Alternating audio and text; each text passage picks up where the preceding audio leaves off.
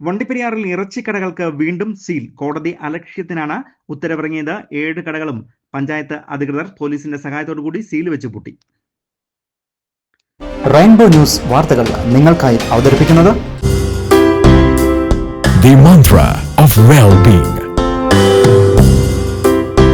ആയുർവേദ ചികിത്സ രംഗത്തും ഔഷധ നിർമ്മാണ രംഗത്തും 8 തലമുറകളുടെ പാരമ്പര്യവും വിശ്വസ്തതയും. വിദഗ്ധരുടെ മേൽനോട്ടത്തിൽ എല്ലാവിധ ആയുർവേദ പഞ്ചകർമ്മ ചികിത്സകളും സൗന്ദര്യവർദ്ധക ട്രീറ്റ്മെന്റുകളും. സ്വസ്ഥ ആയുർവേദ റിട്രീറ്റ്, ചെമ്പക്കുളം ആയുർവേദ ഹോസ്പിറ്റൽ, തേക്കടി, കുമിളി. വണ്ടിപ്പെരിയാർ പഞ്ചായത്തിൽ പ്രവർത്തിച്ചുകൊണ്ടിരുന്ന 7 മാംസ വ്യാപാര സ്ഥാപനങ്ങളാണ് സീൽ വെച്ച് പൂട്ടിയത്. ഗ്രാമപഞ്ചായത്തിൽ പ്രവർത്തിക്കുന്ന മാംസ വ്യാപാര സ്ഥാപനങ്ങൾ ലൈസൻസ്, പൊല്യൂഷൻ എന്നിവ ഇല്ലാതെയാണ് പ്രവർത്തിക്കുന്നത്.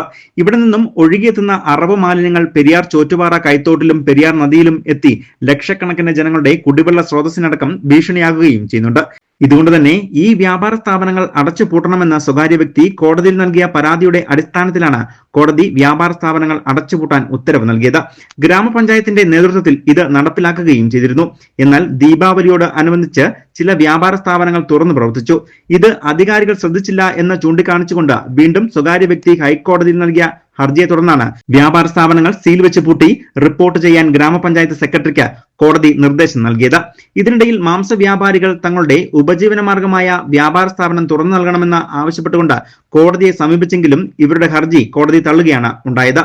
തുടർന്ന് സ്വകാര്യ വ്യക്തി നൽകിയ പരാതിയിന്മേൽ നടപടി ഉണ്ടാവുകയും ചെയ്തു. സീൽ പൊട്ടിക്കുകയോ വ്യാപാര സ്ഥാപനം തുറന്നു പ്രവർത്തിക്കുകയോ ചെയ്താൽ ഉടമകൾക്കെതിരെ കോടതി അലക്ഷ്യത്തിന് കേസ് രജിസ്റ്റർ ചെയ്യും. ഗ്രാമപഞ്ചായത്ത് secretary Binoy PT, assistant secretary Jijomon, panchayat ഉദ്യോഗസ്ഥർ, Vandiperiyar sub inspector TS Jayakrishnan എന്നിവർ ചേർന്നാണ് വ്യാപാര സ്ഥാപനങ്ങൾ സീൽ വെച്ച് പൂട്ടിയത്. ഇതിനിടയിൽ 30ഓളം ആളുകളുടെ തൊഴിൽ സംബന്ധമായ അനിശ്ചിതത്വം നിലനിൽക്കുകയുമാണ്. News bureau, Vandiperiyar.